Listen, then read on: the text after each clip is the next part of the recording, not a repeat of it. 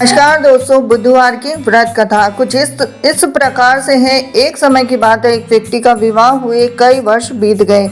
विवाह के बाद उसकी पत्नी एक बार अपने मायके गई हुई थी, तो पत्नी के मायके में रहने के कई दिनों बाद उसका पति अपनी पत्नी को विदा करवाने के लिए ससुराल पहुंचा। ससुराल में कुछ दिन तक रहने के बाद वह पत्नी को मायके से विदा करने की बात अपने सास ससुर से कहता है। तो बुधवार का दिन होने के कारण उसके सास ससुर ने कहा कि इस दिन बेटी ससुराल से नहीं जा सकती, इस कारण विदाई नहीं हो सकती। लेकिन वह व्यक्ति नहीं माना, अपनी पत्नी को मायके से विदा कराकर अपने घर की तरफ चल दिया और रास्ते में जाते वक्त पत्नी को बहुत तेज से प्यास लगी।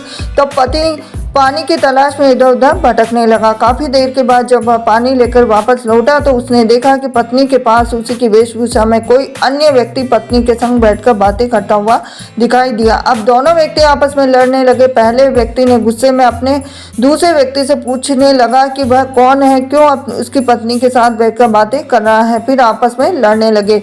दूसरे व्यक्ति ने भी कहा कि ये मेरी पत्नी है। दोनों के बीच भयानक लड़ाई होने लगी। तब वहां पर कोई सिपाही आ गए और इसी से उसके असली पति के बारे में पूछने लगे। दोनों व्यक्ति को देखकर स्त्री हैरान हो गई, कौन मेरा पति है? तो वह दुविधा में पड़ गई, क्योंकि दोनों एक जैसे ही लग रहे थे। तो वह पहला व्यक्ति परेशान होकर मन में कहा कि भगवान, ये कैसी आपकी लीला है। तभी आकाशवाणी हुई कि बुधवार के दिन पत्नी को विदा करवाकर नहीं ले जाना चाहिए था।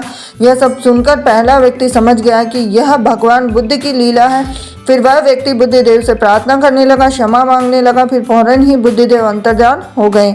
अब उस व्यक्ति को अपनी पत्नी मिल गई। तभी से हर दिन बुधवार के दिन भगवान गणेश की पूजा करने लगे और व्रत करने लगा। ये थी आज की बुधवार की व्रत कथा। हरे कृष्णा।